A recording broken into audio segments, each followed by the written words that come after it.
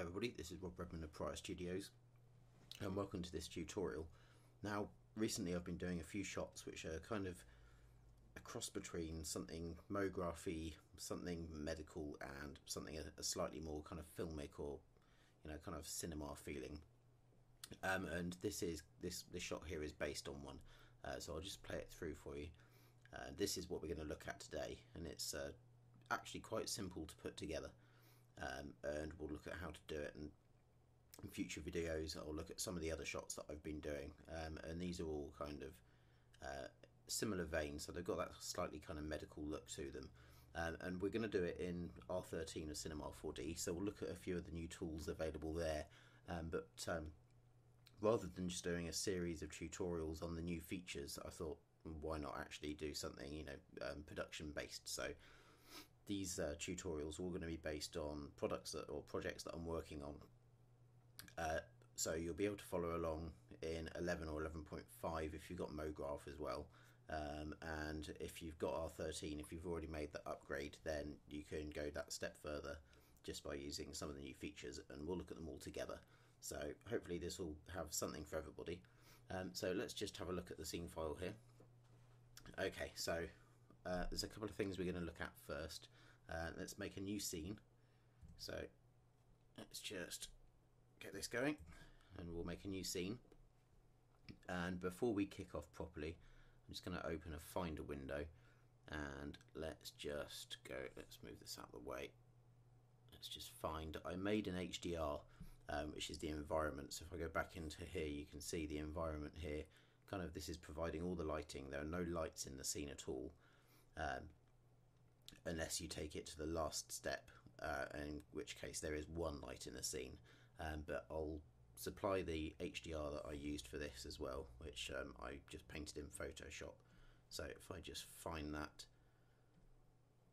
for you, in fact we'll see that in the content browser anyway, we'll find that there. Okay, so let's start off by adding a sky object and just get this out of the way. I'm going to just go to Window, Content Browser, and I'll move this out of the way as well, you don't need to see me doing that. So I'm going to find my HDR, which I think will be in Materials and HDRs, but no me, I probably saved it somewhere else, so I'll just jump in and find that. I think it might even have been put in my Dropbox because I did it on a few different machines. So let's find it.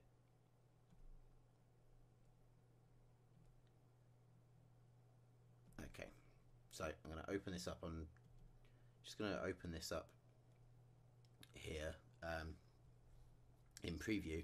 This is not quite right. The representation here is a bit dodgy because HDRs and the XRs, just using OS 10 preview, don't quite look right, but you can get the idea, and I'll add a link to this. I'll zip this up and let you all use it, so if you want to follow along you can, and you can just kind of dump that onto your sky object. So let's just get rid of that and make a new material. So in the new material, using the color slot, you don't need to worry about using the luminance slot for this. I'm going to go to texture, load image, and I'll just plonk that on my desktop for now, so I'll just use that there. Don't need to make a copy of it. Now I'm also just going to go back to basic here and turn off specular, because all materials have specular added to them for some reason. Now I already blurred the HDR out, so you don't need to add a second one with a blurred version for reflections, things like that. Now I'm just going to apply that straight to my sky object, and you can see we've got a hotspot there and darker areas further around. There's something slightly less saturated over here, but I'm going to keep that kind of spot over there. But if you want to adjust it, I prefer working with my z-axis going away from the camera, just because that makes sense to me logically. But if you want the hotspot still kind of over there, then you can grab the sky and just rotate that round, and I'm going to rotate that to about there.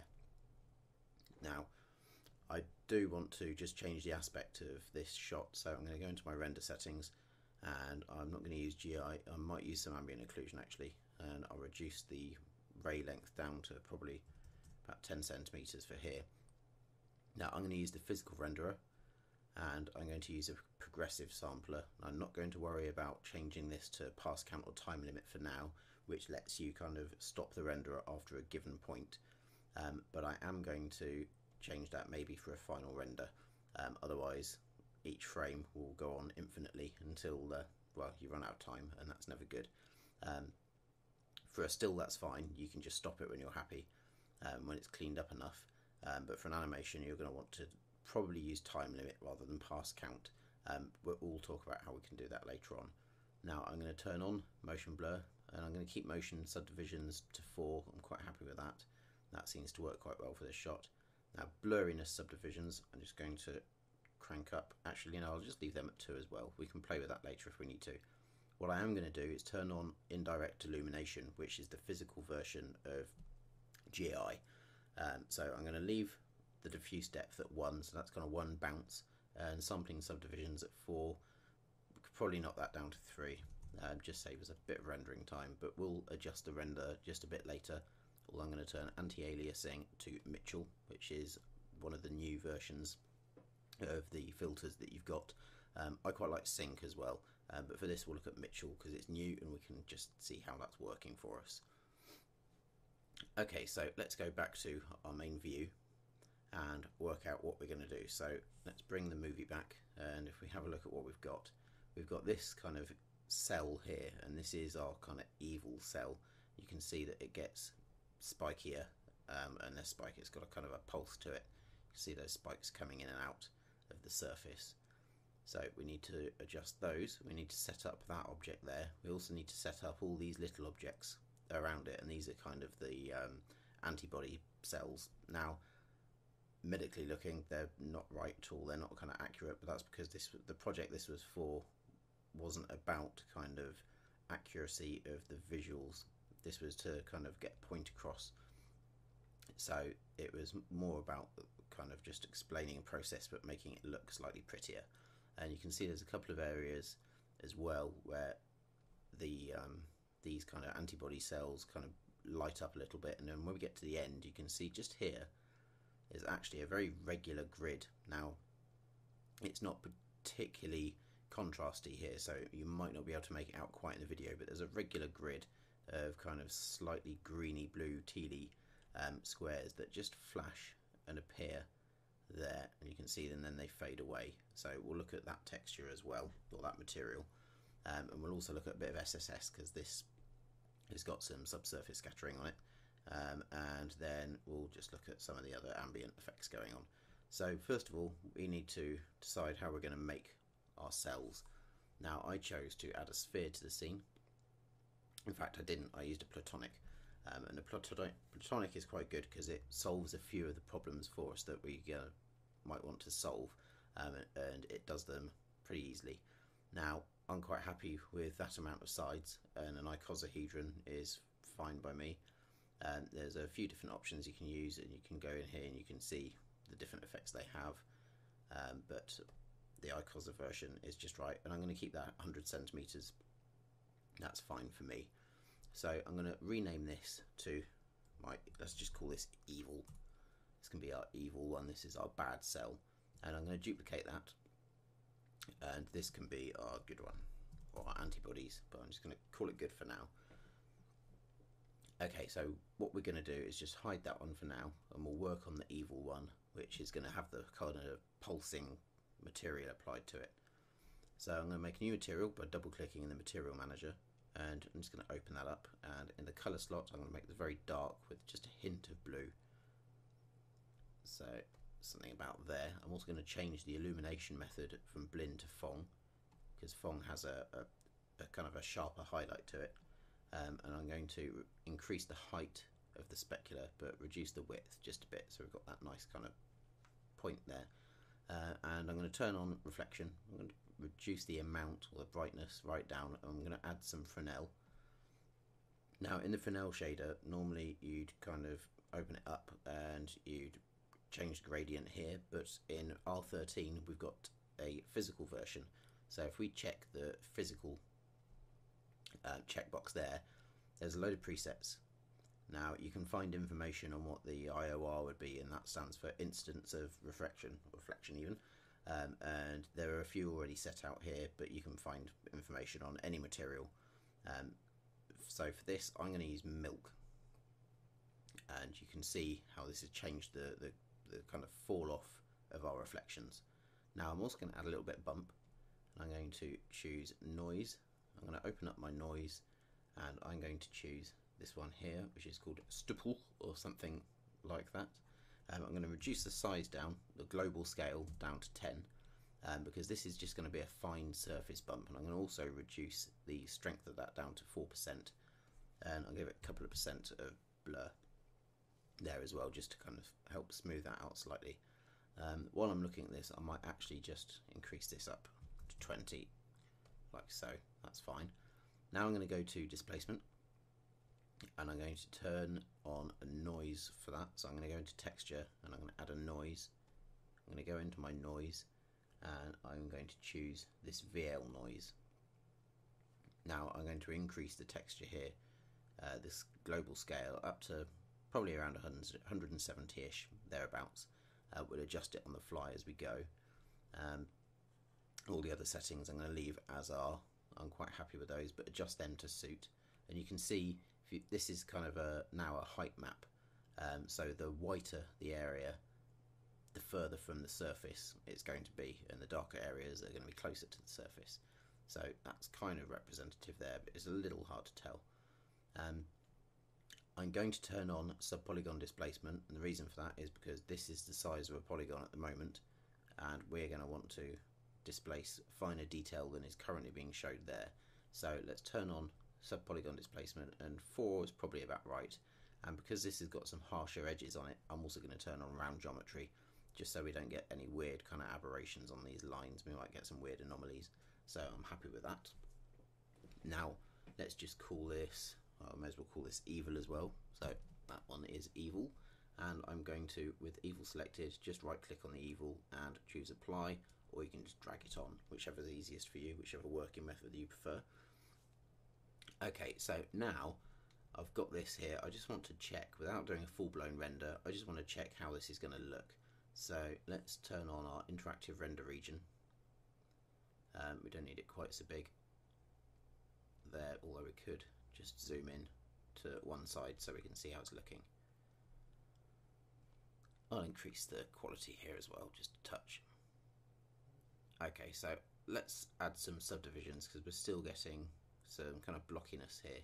So we can either do this by dividing our evil object, or we can do it by adding some subpoly divisions inside the material, but I'm just going to choose to divide the object.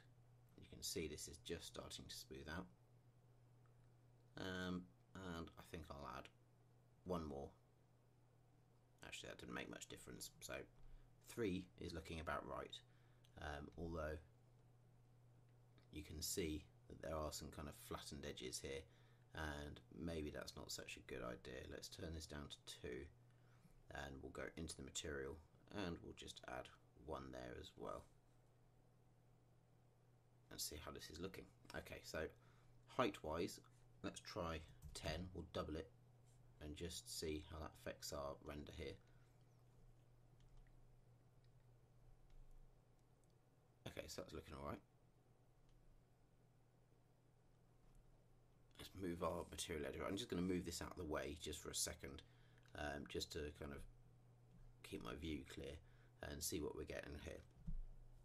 Now I want to, let's just turn off that interactive render region, and I'm going to zoom back out. Now I will animate, actually let's animate this now. What I did is, because I've got this kind of pulsing, the spikes are pulsing, what I did is I took the material, and in the height I just keyframe this. So let's say this is going to be, let's make this 5 seconds, so 125 frames for me at 25 frames a second, should be right. Just hit Command D to go into your project settings, and I'm going to turn that to 25 as well. Okay, so we've now got that set up, and at frame 0 I'm going to keyframe this. The height control here, actually I'm going to leave this at say 3, control click the little dot to add a keyframe, and then I'm going to move forward, let's say just under a second.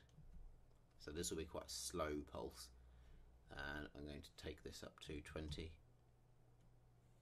Bring the interactive render region back just so we can have a look and see how it's looking.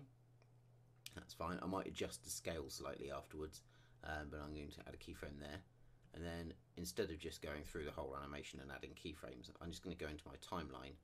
I'm going to select these two, control click and drag on that first keyframe, and move that to frame 50, like so. In fact, let's do it to frame 40 so it's equal. Oh, and bring that one back to 60, and control click and drag, and this will go to 80, like so. Control click and drag, and we'll have a final one at, well, it's going to be 120, and then that can disappear off the edge. That's fine, just so it doesn't stop abruptly. That's absolutely okay. Okay, so that's now done and dusted and out of the way, so you're not going to see it here too much. But if I go back to, or forward to frame 40, this will re-render and it's going to be a lot smoother. Now you can see that this still isn't quite right, and as I said, I was going to change the displacement scale. I'm going to take this down from 170, I'm going to go for about 120. We should see a bit more detail coming into this here, and also you can just see on the fall off with that Fresnel shader in the reflection is really helping to make this look a bit nicer. Let's go back to frame 20, just check out the difference. Yeah, so that's looking much better. So let's close that down and turn off our interactive render region. So the evil one is pretty much done. So let's just hide that for a minute, go back into our good one. Now, what I want to do here to start with is I want to make this into a meta blob.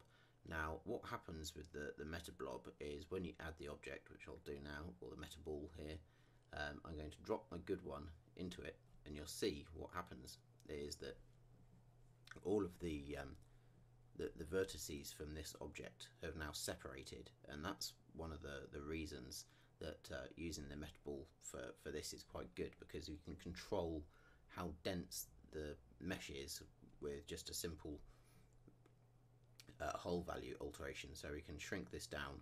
You can see that as it gets to a certain point they all break apart, or you can increase the hole value or reduce the hole value the other way, and they all separate out like this, and then they'll get smaller and smaller and smaller to whatever point you want, and you can adjust anywhere in between.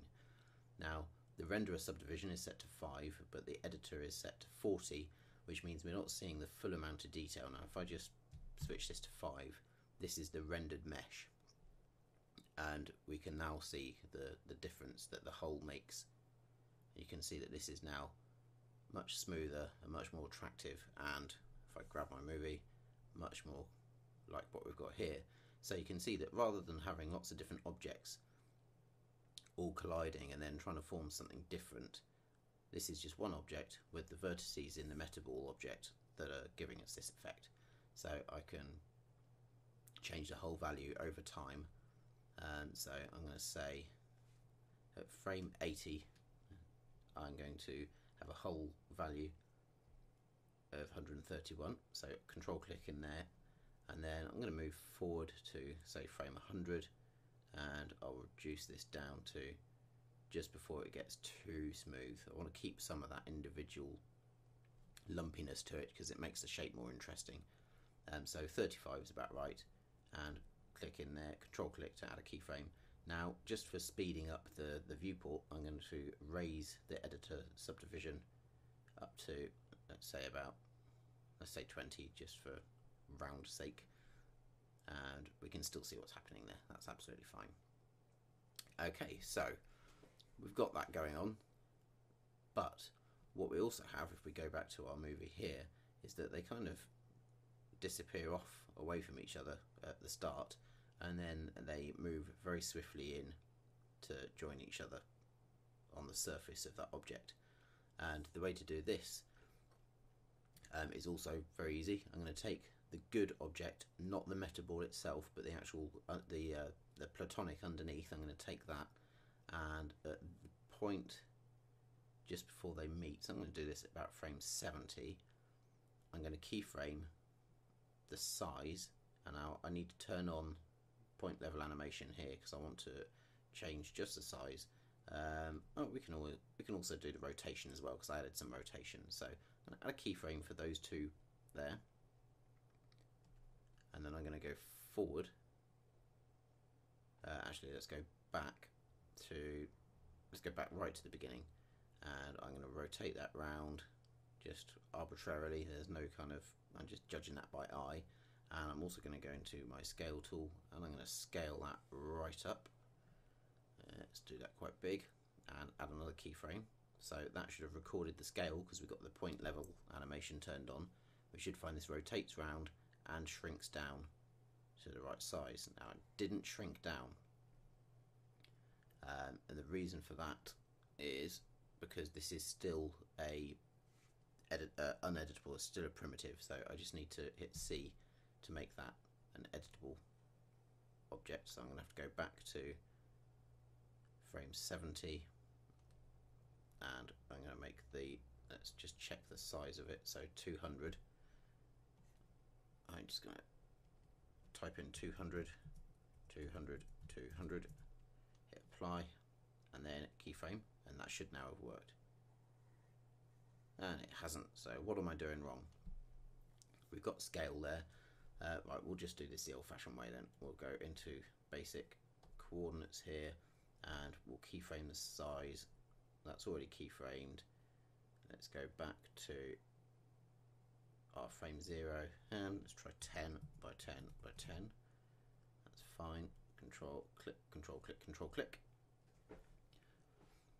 and we're good to go. So now this is going to work. I'll just drop my selection so we can see it happen.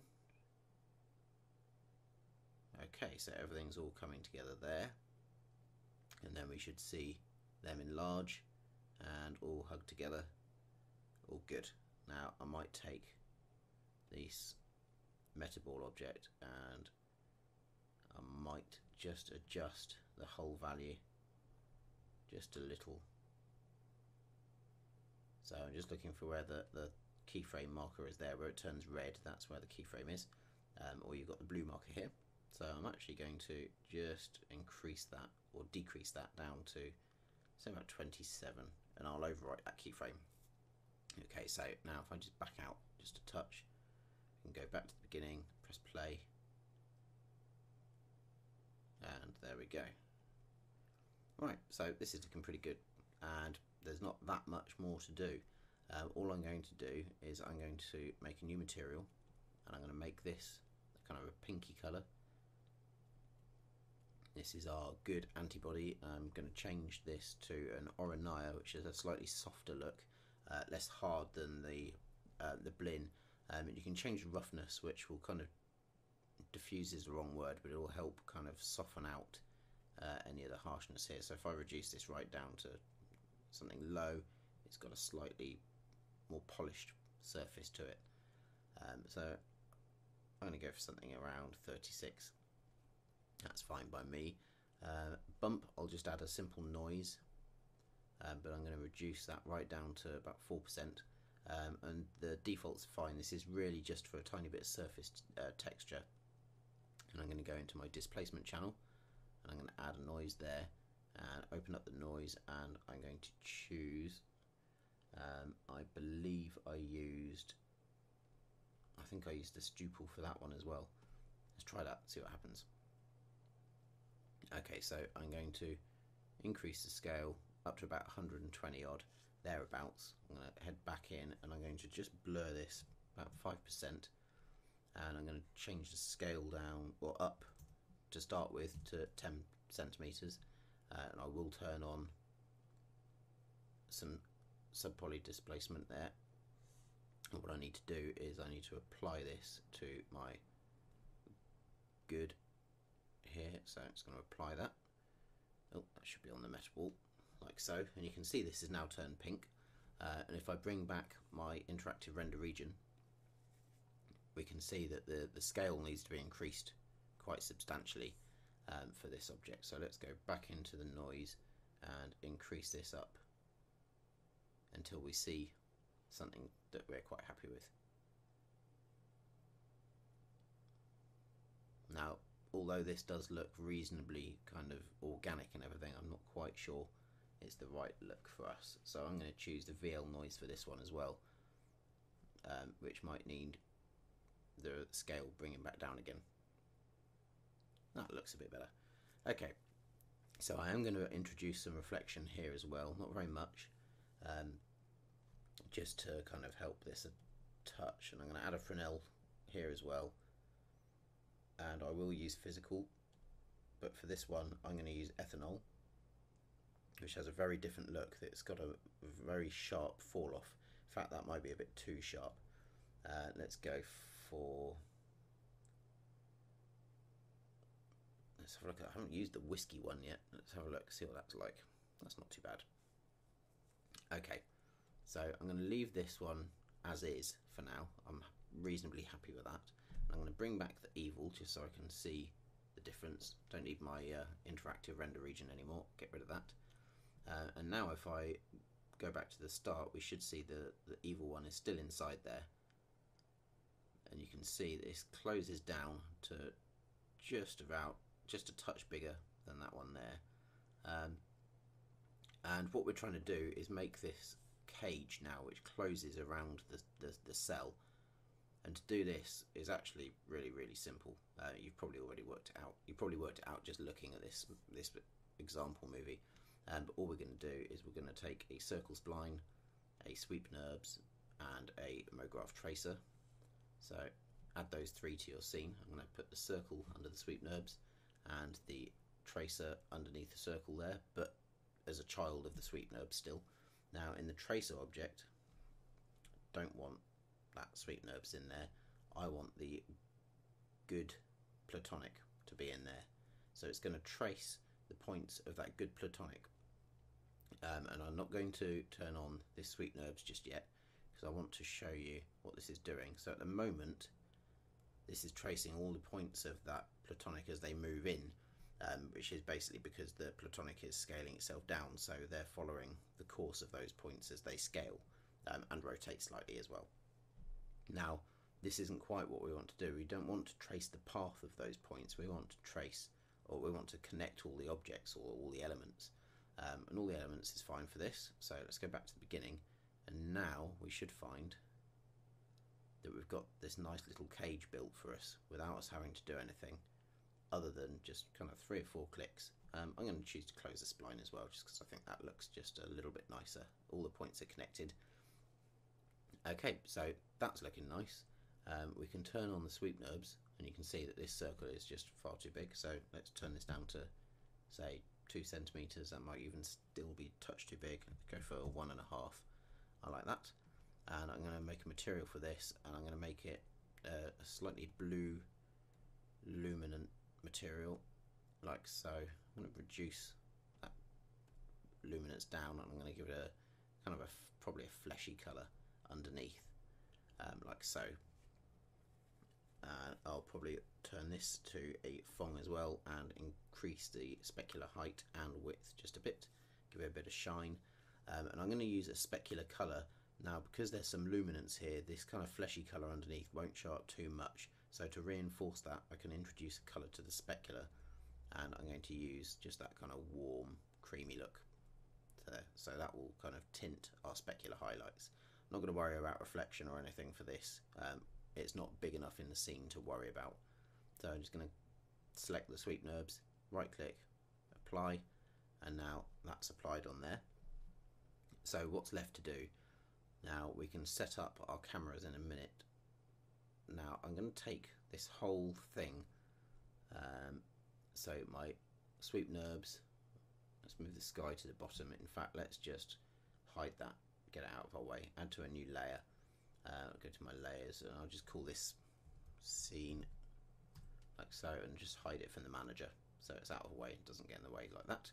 I'm going to select all my elements, hit Option or Alt and G just to group this all into one null, and we'll just call this cell, like so. And then I'm going to take my rotate tool, and I'm going to take the whole thing and keyframe it right at the end. So it'll be, let's say, there. Don't want to worry about scale. And I'll go to the beginning, and I'm just going to rotate everything just around, not too much, just to there.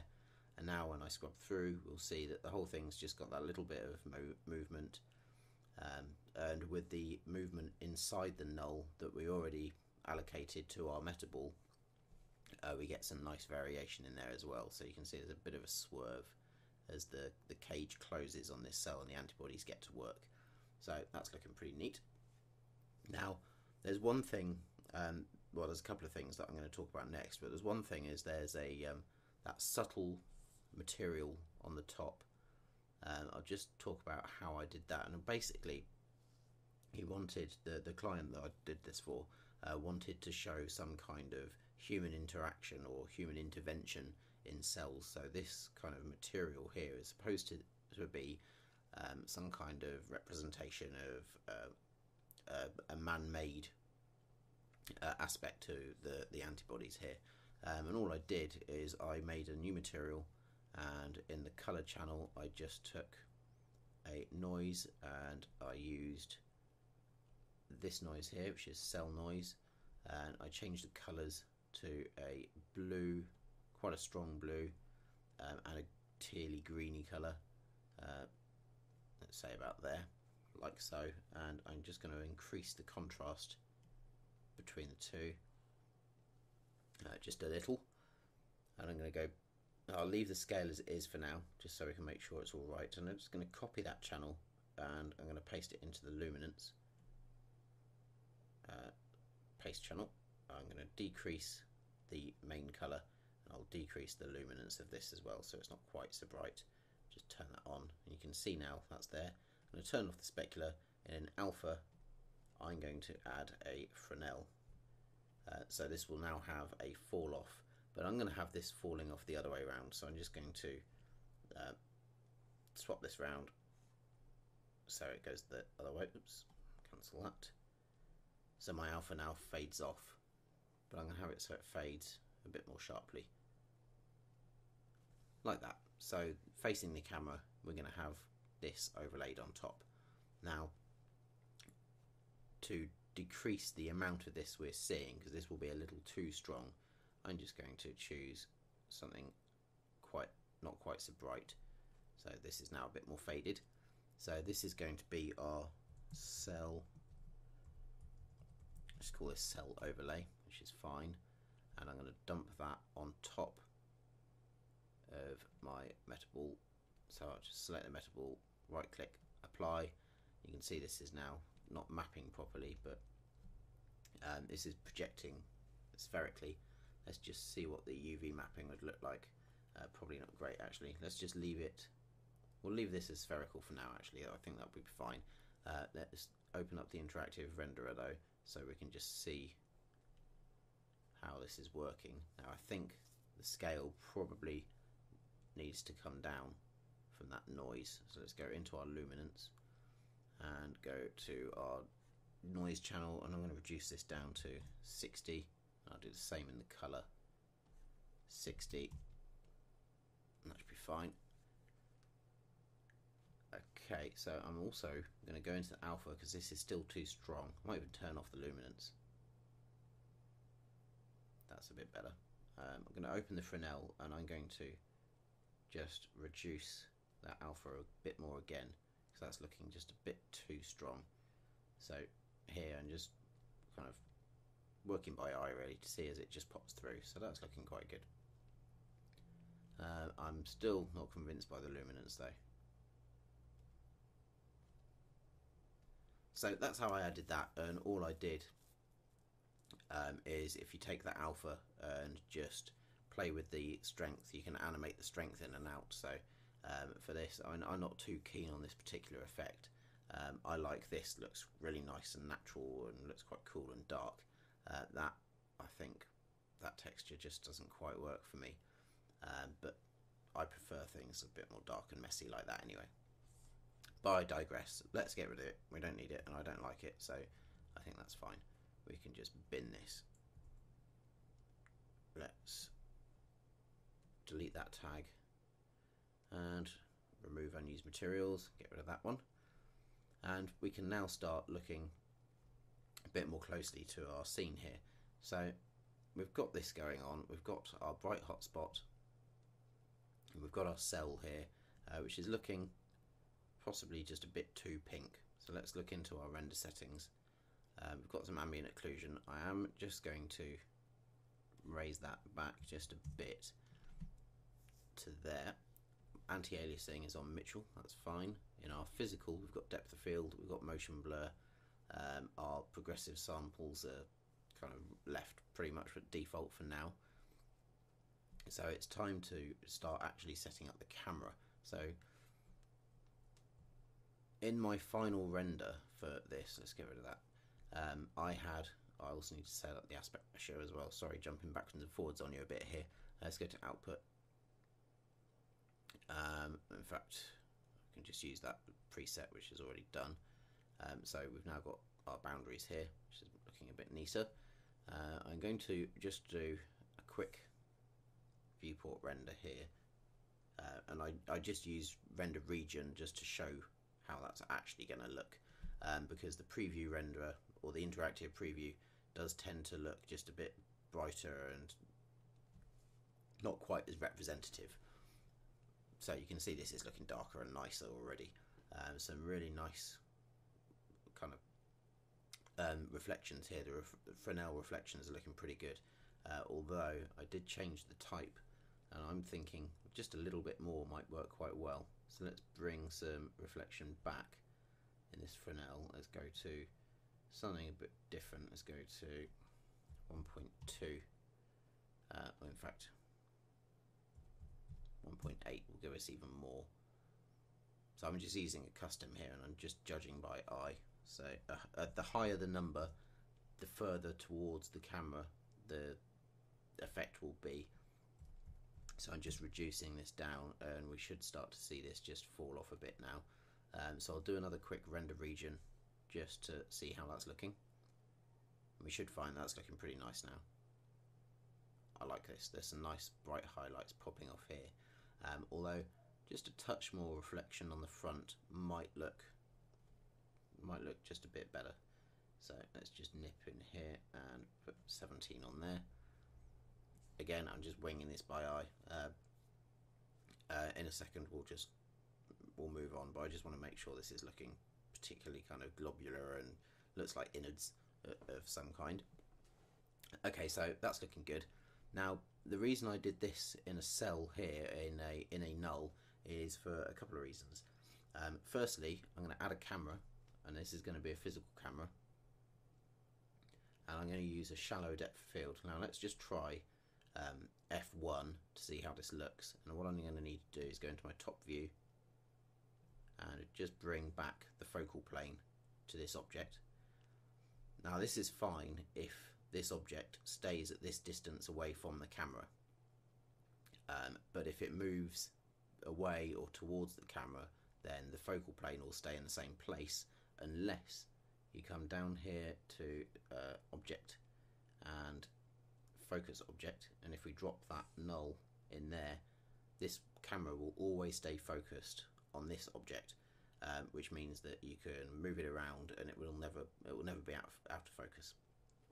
Now that's fine unless you have another object, and what I had in my original of this scene is I had another one of these. Let's just not duplicate the camera as well. I had another one, say, quite some way away, like so, and I think it was higher up, and then I had another one like that, and that one was lower down. It's kind of somewhere over here, just to get a nice balance. And this is fine to start with, because I wanted the distant ones to kind of replicate what was going on here, although I did end up just literally just putting them in another null,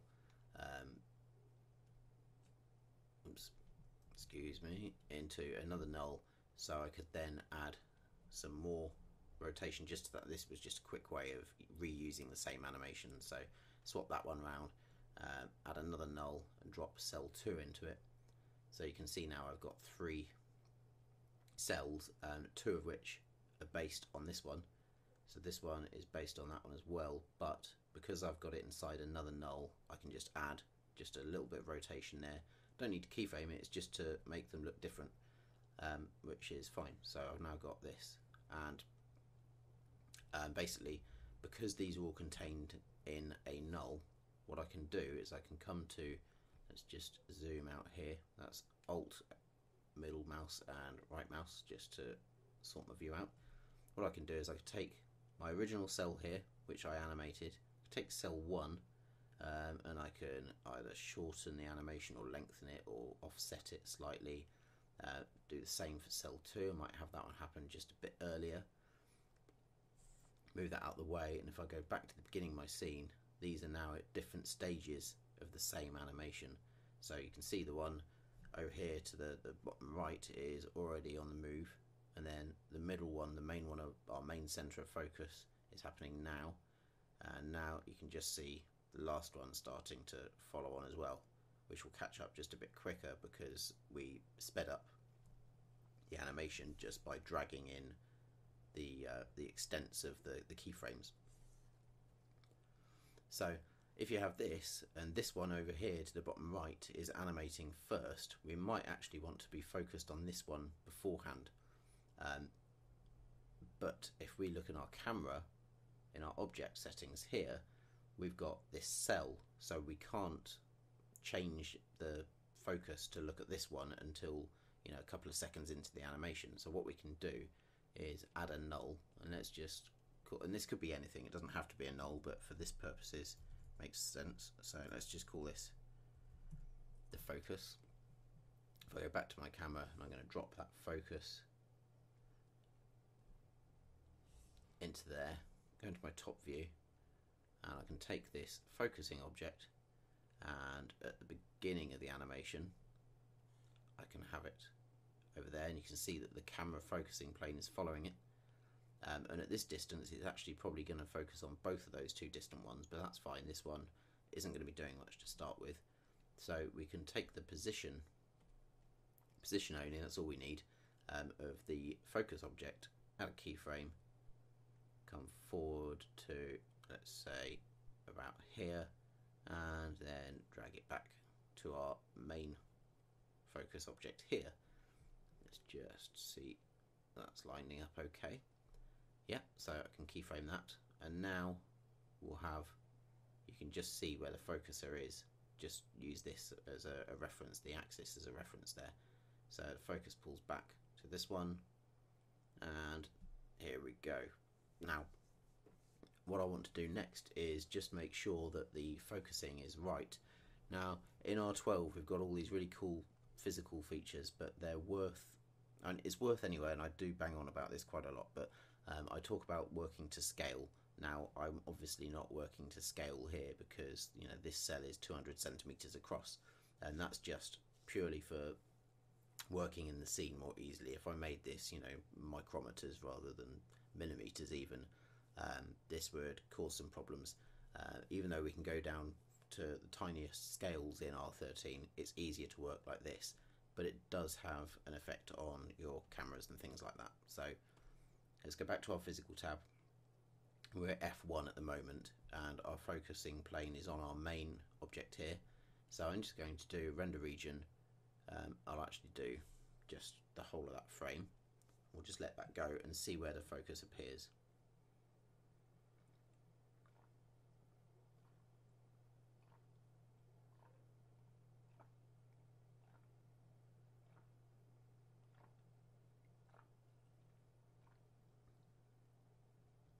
Okay, so this is all pretty much in focus, this main object. There's a little bit just starting to break up just towards the back of it, and then these two objects over here, much more so. Now, if you had a real camera, you'd be looking, maybe f1.2 would be the largest aperture you'd be looking at, but this is not a real camera, and we can go down to 0.05 or, you know, whatever number you want. You can put any number you want in here, and if I do the same again let's just do another render region. And I'll do the whole frame again just so you can see the effect. Well, this should have kind of a razor sharp, or the depth is going to be hardly anything. And you can already see just from this first pass that hardly any of this main object is in focus. And I just wanted to show that just to show you that the effect you can have. So we're looking at about halfway through this object is in focus, but you know, it's probably if you take the nearest part to the furthest part of this object, it's probably only 10% of it which is actually in focus. So let's take this to 0.1, and I'll do the same again, but I'll just worry about this object for now, because I want some of this object to be slightly blurred, but I want it to be kind of viewable. There's no point having the whole thing blurry. So this is looking a touch better. What I can do is I could take my focuser here, and I could adjust this so it's slightly more towards the front, so the front of our object is going to be sharp, and then the focusing will fall away as the distance grows, and you can see now this is looking much closer. Okay, so we've got a nice sharp in focus the objects here just towards the front of us, and it all falls away nicely.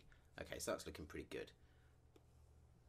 Now this is all animated using our focus pillar, which I don't show in this particular movie because I removed all the other bits. I've basically rebuilt the original shot, just an example for this tutorial. But if you have extra things going on, that change in focus can really help to give that kind of filmic look to it. Now, another thing that was in the original, and I did keep in my example here, you can just make out there's a few particles, and this kind of feels like it's slightly liquidy and slightly organic, which is the kind of look I wanted. Now there's a few ways you could do this. You could just go into simulate, and you could add an emitter, and you could play around with the size of the emitter. You could make this, you know, kind of, let's make that massive, and you could go to the particles, and you could make the speed, let's say 500, and you could, you know, just have little spheres or little boxes, but that doesn't necessarily give the best look, and it takes a little while just to set up because you want them all to be floating. Or you could use thinking particles, which would be much more controllable, and you could have that kind of whole denseness, or use a cloner object with some randomization just to get the floaty things around. But as you probably guessed just by that one word, I'll link you up with the site. I think it's his Twitter name is Joelatron. I can't remember his real name, so sorry Joel. But he came up with this thing called the floaties rig, which was great. Really cool little tool. So if I just merge, let's just find my micro floaties. That's it, micro floaties. You can see now we've got all these particles in here. Now it took me a minute to realize what was going on, but when I do a render region of this straight out of the box as it comes, you'll find that this all suddenly blows out and gets really pale, and that's just kind of not as usable as I wanted. And when I played with the micro floaties rig on its own, I was like, this is brilliant, I love it, it's amazing, but I didn't quite get the effect I wanted. And I realized that all of the individual floaties have luminance values to them, so I'm just going to select them all, and I'm going to go to basic. I'm going to turn off all their luminance because I don't want them to be quite so prominent in the scene. I want them to just kind of float around looking pretty cool, as they do, and they're very good at it. So go into a different view if you want to see the sizes of them a bit more clearly and their range. Now I'm going to take that whole floaty rig and just move it so it feels more of the camera view. Don't need anything. Don't need any of this area, but I can't be bothered to turn it around. There's no need. What I'm going to do is change the count down to 7 by 7 by 7. Floater speed, I want them to move a little bit, and I want them to be slightly turbulent, and I'm just judging this by eye, so feel free to just kind of play around with this. Now if you don't want the floaties getting too close to the camera, you can choose which camera to repel, so that the camera will actually make sure that the floaties don't come too close and destroy your view. And to do that, you can just use the pick whip and choose a camera. So I'm going to use this one here, which is my render cam. I've taken quite a lot since R12. In fact, instead of dragging stuff down from there into managers, sometimes you'll find that you'll click on it and then that will turn into the object you've clicked on's attributes rather than the one you want to drag into, because you might have double clicked or just through clumsiness or whatever. So using the pick whip thing, much better. So you click on that little arrow once and then click on the object you want, and that will put it in the field for you perfectly like that. Okay, so let's go back in here and do another render, and it's still going to be quite bright, and it's still going to be slightly less saturated because the colours, as you see here, are quite nice and warm, and even though this is quite a bright spot here, it's still not quite going to look right. And this is because we have this distant haze light, which does a really good job, but it's just a bit too powerful for what we've got here. And the reason for this is because the intensity of that light, which is a massive omni light in the scene, is far too bright. So I'm going to reduce this down to about 15% and just render that again. And we'll just see this happen. And we should also find that this is helping. You know, we can see some of the floaties start to appear, even though they're a little bit big for my liking. We can change that easy enough, but it's got a gentle glow to it, which looks quite nice. We'll see the progressive passes just starting to clear up here. I'm only running on 4 threads while I do this tutorial because I've got some other stuff going on as well, which is fine, but it would normally be just a bit quicker. Now, there's one more thing I want to talk about with the camera, and that is, let's just give it some more room. Chromatic aberration. I know some people who hate it and say it looks too much like, you know, old handycam footage, but I reckon just breaking up the colours just a touch can really help to add to, if you're looking for something filmed, it can really help. So just a little bit in there. Let's take that up to 4%. I'm also going to add a slight vignette. I'm probably going to go for 4 or 5% for that as well. I'm not going to worry about the quadratic or the cubic lens distortion, which will basically warp, it'll give you that kind of barrel-like look that you can get from some lenses. Don't need to worry about that too much. But what I am going to do is the diaphragm shape. So if I open this up, we can either tell it how many blades and the angle of the lens, or those blades in relation to the lens, and then you can kind of offset them slightly with the bias and the anisotropy, or you could use a shader. Now, basically you're looking for the aperture shape here, or the diaphragm shape. So I'm going to go into the shader and I'm going to add an image. Now, I'm going to cheat slightly here. I'm going to go to, let's have a look. Let's go to, I'll go to my Maxwell folder, because Maxwell comes with a load of these anyway. So if I go to Simulens Maps, we'll see here we've got some apertures already made up. So I'm just going to use one of these, but you could draw this easily enough in Photoshop, or you could use something slightly more fun. We could have fingerprints on the lens, anything like that. So go mad, some dusty fingerprints, whatever. I'm just going to use a 5-blade aperture for this, and I'm going to add that to my scene, which is now here. You can see this in there, and this just gives a touch. When you want some bokeh effects and you've got some strong depth of field, the shape of this image is the shape of your bokeh that you're going to get. So if you've got some really strong blown out highlights, they're going to have this shape. So you could put stars or anything in there. But if I now render this frame again, we should see the combination of this shader will have an effect, and then we'll have just a slight kind of offsetting from the chromatic aberration. So the color channels are just going to be very, very slightly off compared to each other, and that will really help with that kind of cinema feel. And if I was to let this clean up and render, we'd end up with this kind of a look. And that's pretty much how I did it. So it's all pretty, I've waffled on just a little bit, so sorry about that. But there's going to be some more kind of mography and animation style, or this kind of medical animation style coming up, as well as a few looks at some of the other new features of Cinema4D. But I am going to try and get them involved in some of the projects that I've been working on, so hopefully that would have been some use to you. I hope you've enjoyed this video. Thanks for stopping by and having a look. If it's useful, let me know. If it's not useful, let me know. In fact, whatever you think of the videos, I'd like to hear from you, so do leave a comment and let me know. And I'll see you all again next time. Thanks very much.